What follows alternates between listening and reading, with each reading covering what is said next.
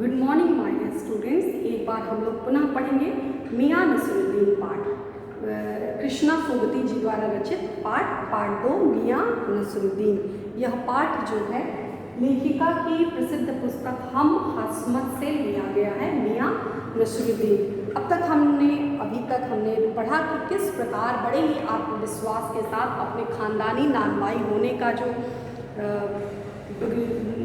खानदानी नानबाई होने की बात जो है लेखिका से बड़े आत्मविश्वास के साथ जो है मियां नसरुद्दीन कहते हैं। किस प्रकार उसे कहते हैं कि हमारे खानदान में ऐसी रोटियां बनाने की कला है जो कुएं में भी रोटी बनाई जा सकती है, या ऐसी भी रोटी हमारे खानदान के लोग बनाते हैं जिसे आग पे भी पकाने की आवश्यकता नहीं है, पानी की भी आवश्यकता नहीं होती। तो इस प्रकार अतिशयोक्ति पूर्ण बातों को सुन करके ये अतिशयोक्ति भरे बातों को जो है मियां नसरुद्दीन लेखिका के सामने बताते हैं। अब आगे की स्टोरी हम लोग आगे बढ़ते हैं। इस संस्मरण में बताया गया, इस बीच मियां ने किसी और को पुकार लिया। धीरे धीरे जो है मियां नसरुद्दीन का जो रुचि थी, इंटरेस्ट था, वो लेखिका की बातों से हटता चला जा रहा था। धीरे धीरे मियां नसरुद्दीन को लेखिका की बातों में जो नीरस हो रहा था, उन्हें वो बातें अच्छी नहीं लग रही थी, क्योंकि उन्हें लग रहा था कि कहीं उनकी बात की पोल ना खुल जाए। सो इसलिए उनकी बातों से इंटरेस्ट धीरे धीरे हटता चला जा रहा था। मियां रहमत वो किसी को आवाज़ देते हैं, बीच में प्रसंग चल रहा है, बातें सारी हो रही है, इसी बीच में मियां नसरुद्दीन एक बगल से गुजर रहे व्यक्ति को आवाज़ देते हैं। क्या कहते हैं? मियां रहमत इस वक्त किधर हो, इस समय किधर जा रहे हो? अरे वह लौंडिया न आई रुमाली लेने, शाम को मंगवा लीजो। वह जो औरत थी, लौंडिया जो थी, वह औरत जो थी वो रोटी लेने आने वाली थी, लेकिन आई नहीं। तो क्या बात है, तो हो सकता है वो शाम को आए और शाम को तो उसे कह देना कि शाम को रोटी जो है मंगवा लीजिए, शाम को रोटी मंगवा लीजिए। मियाँ एक बात और आपको बताने की जहमत उठानी पड़ेगी। लेखिका को समझ में आने लगा कि धीरे धीरे मियां नसरुद्दीन की रुचि जो है मेरी बातों से, हमारी बातों से रुचि जो है समाप्त हो रही है। तो उन्हें और इंसिस्ट करते हुए, जोर देते हुए उन्हें कहा कि आपको एक बात और बताने की सहमत माने तकलीफ, कष्ट उठाने पर आपको एक और बताने का जो एक और प्रश्न का उत्तर बताने का जहमत यानी कष्ट उठाना पड़ेगा। मियाँ ने एक और बीड़ी सुलगाली, बड़े ही सुस्त, बड़े ही आराम पसंद होकर के बीड़ी सुलगाली। सो कुछ फुर्ती पा गए थे। पूछिए, अरे बात ही तो पूछेगा। अंदाजे बयां देखिए, बात करने की शैली देखिए, किस तरह का उनका लहजा है। अरे बात ही तो पूछेगा, जान तो न लेंगे, उसमें भी अब क्या देर है। किसमें? जान तो न लेंगे, कहीं ऐसा तो आप जान तो लेंगे नहीं, बात ही पूछेंगे। प्रश्न का उत्तर देने के लिए हम यहाँ हाजिर हैं। अगर जान लेने की भी बात, अगर आप जान लेना भी हमारा चाहते हैं तो बस इतना समझ लीजिए 70 के हो चुके हैं, और जैसे अपने से ही कहते हो, वालिद मरहूम तो कूच किए 80 पर, क्या मालूम हमें इतनी मोहलत मिले ना मिले। कहते हैं कि आप बात का, प्रश्न का उत्तर ही तो जानना चाहती हैं, सो हम तैयार हैं, और आप जान तो हमारी लेंगे नहीं। अगर जान भी लेंगे तो हम उसमें कोई विशेष बात नहीं है। 70 के हो चुके हैं, कुछ दिन और जीना है तो आज ही सही। और हमारे वालिद, हमारे पिता लोग जो थे, पिताजी, बाबा जी लोग, वो 80 तक जिए। तो आज भगवान, हमारा प्रकृति जो है, पता नहीं हमें इतना मौसम, जो मौका जो है, अल्लाह हमें उतना मौका दे या ना दे। इस मजमून पर, मजमून यानी विषय, प्रसंग, इस मजमून पर हमें कुछ कहते न बन आया तो कहा, अभी यही जानना था कि आपके बुजुर्गों ने शाही बावर्ची खाने में तो काम किया होगा। कहते हैं कि जब उन्होंने इस तरह से ऐसे प्रसंग को थोड़ा सा मार्मिक बन गया यह प्रसंग, जब मृत्यु की बात होने लगी, इस तरह से जीवन लीला समाप्त करने की बात हुई, तब लेखिका ने इस प्रसंग को मोड़ते हुए कहा कि आप जो है आप बस में इतना बता दीजिए कि आपके खानदानी जो नानभाई लोग हैं, आपके पूर्वज जो हुआ करते थे, कोई उसमें किसी न किसी राजसी जो शाही बावर्ची खाना है, वहाँ तो कोई ना कोई काम किया ही होगा। मियाँ ने बेरुखी से टोका, वह बात तो पहले ही हो चुकी है ना। इस प्रसंग पर मियाँ को गुस्सा आ गया। और बेरुखी से गुस्से के साथ उन्होंने कहा, उसमें इंटरेस्ट बात में रुचि ना लेते हुए अरुचिपूर्वक कहा।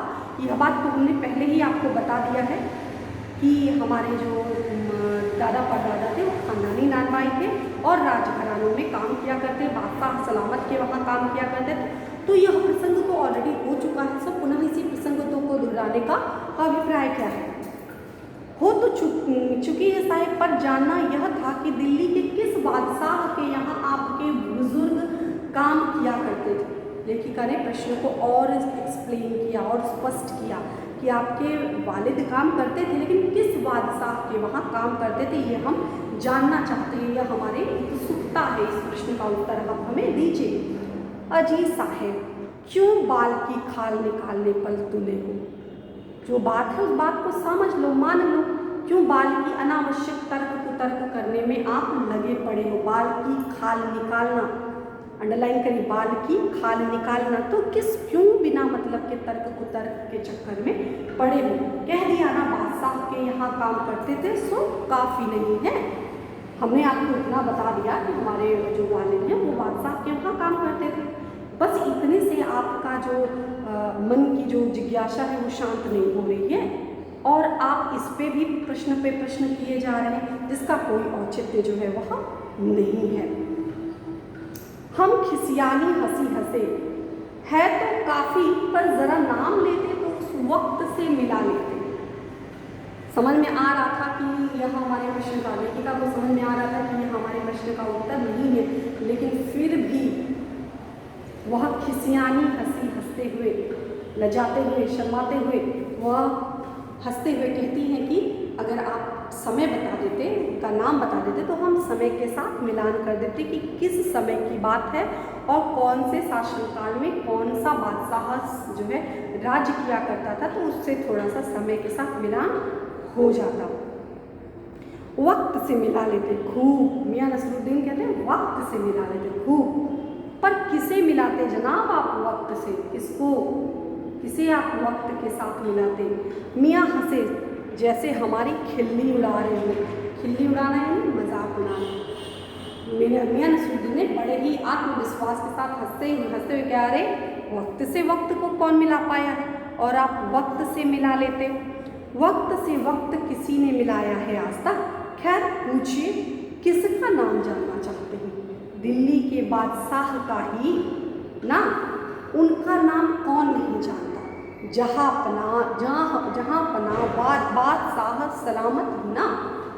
कहते कि किसका नाम आप जानते? पहली बात तो वक्त जो बीत गया वो पुनः वापस नहीं आया, तो वक्त से वक्त को नहीं मिलाया जा सकता। यह मियां नसरुद्दीन लेखिका को स्पष्ट करते हैं। जिसको जाना है वो जा चुका है, बादशाह सलामत जा चुके, तो फिर उन दोनों का समय मिलान करने का औचित्य क्या है? पहली बार इसका कोई प्रसंग का मतलब नहीं होता। दूसरी बात यह है कि अगर आप चाहती ही हैं, आपके अंदर जिज्ञासा ही है, तो उनके नाम में बादशाह लिख लीजिए, जहाँ पना लिख लीजिए, सलामत लिख लीजिए, किसी भी रूप में आप उनको समझ सकती हैं। मियाँ ने कौन से बहादुर शाह जफर की, तो लेखिका ने उनके सामने ऑप्शन बताया कि बहादुर शाह जफर की बात आप कर रहे हैं, जहाँ पना की बात कर रहे हैं। मियाँ ने खींच कर, गुस्से में आकर के, गुस्सा एकदम चरम पर हो रहा था। पहले बात में जो प्रसंग था उसमें अरुचि आई, फिर खींच गए, तरेर करके बोला, फिर खींचते हुए बोला, फिर अलट पलट से वही बात एक बार बताया, दो बार बताया, उसी चीज़ को बार बार और विरोध करने का क्या अभिप्राय है? लिख लीजिए बस यही नाम।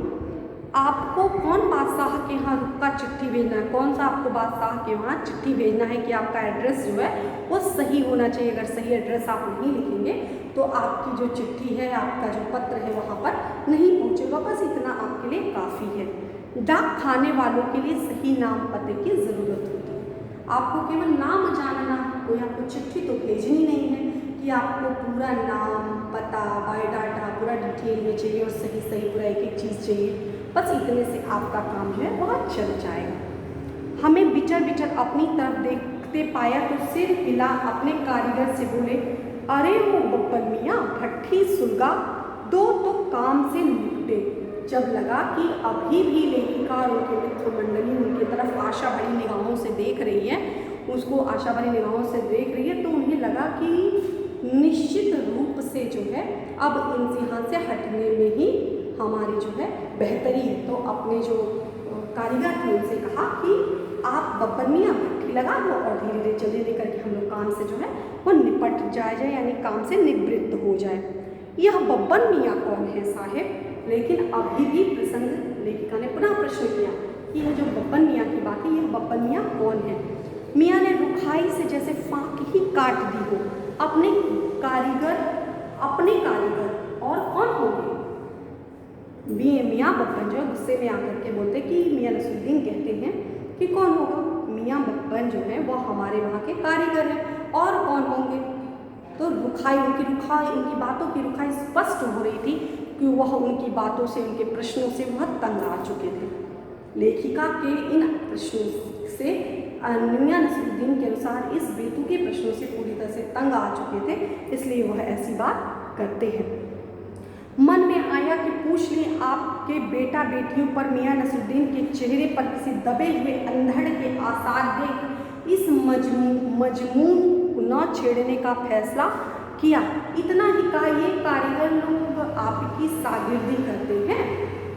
कहते हैं कि लेखिका कहती है हमारे मन में प्रश्न आता है इनके विषय में, इनके परिवार के विषय में, इनके बच्चे इत्यादि के विषय में पूछा जाए, लेकिन अब इनकी बेरुखी देख करके, इनका बेरुखी रवैया देख करके अब इन सब विषय में पूछना जो था बेकार था।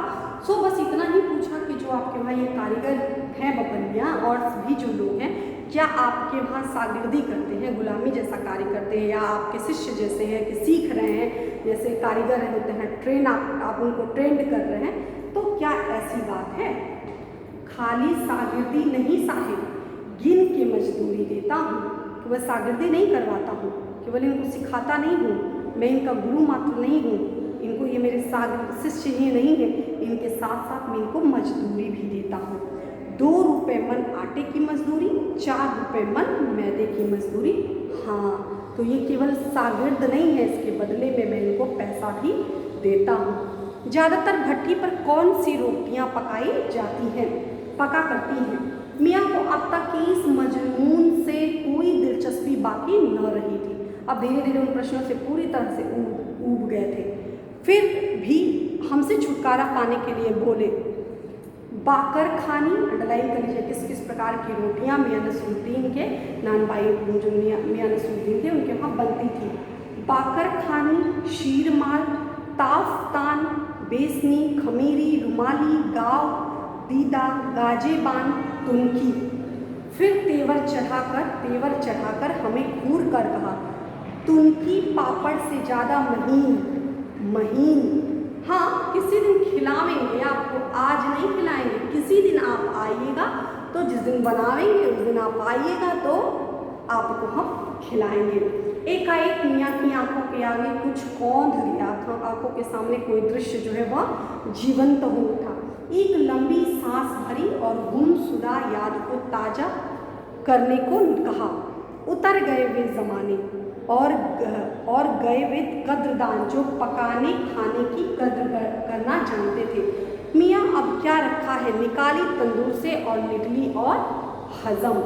तो आजकल की जो कार्य प्रणाली है, आजकल की जो सोच है, उस पर जो है एक तरह से व्यंग करते हुए मियाँ नसरुद्दीन कहते, पहले के समय में लोग कद्रदान हुआ करते थे, जो भी कला होती थी, कला के पारखी लोग हुआ करते थे, कला की सराहना होती थी, कला का लोगों को उचित मूल्य मिलता था, उसको सराहा जाता था, उसके कद्रदान हुआ करते थे। लेकिन आजकल ना ही किसी कार्य को सीखने में लोगों का मन लगता है और ना ही उसकी सराहना खुले मन से लोग करते हैं। आजकल के लोगों की प्रवृत्ति जो है वह आलसी प्रवृत्ति हो गई है, लोग कोई चीज़ नया सीखना नहीं चाहते, लोगों के अंदर जिज्ञासा का जो है धीरे धीरे वह अभाव होता चला जा रहा है। आजकल का क्या है कि तंदूर से रोटी निकाली, उसमें मेहनत की आवश्यकता नहीं, तंदूर से रोटी निकाली, खाई और हजम कर ली।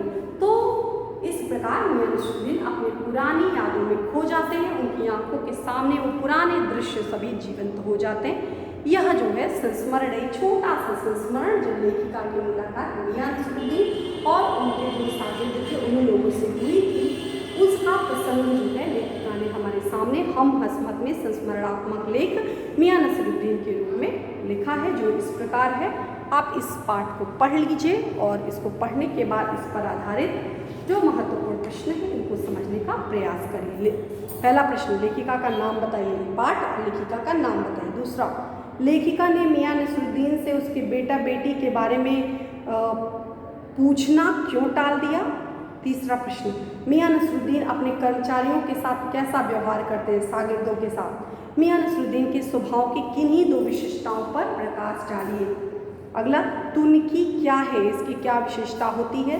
मियां को किस बात का अफसोस है।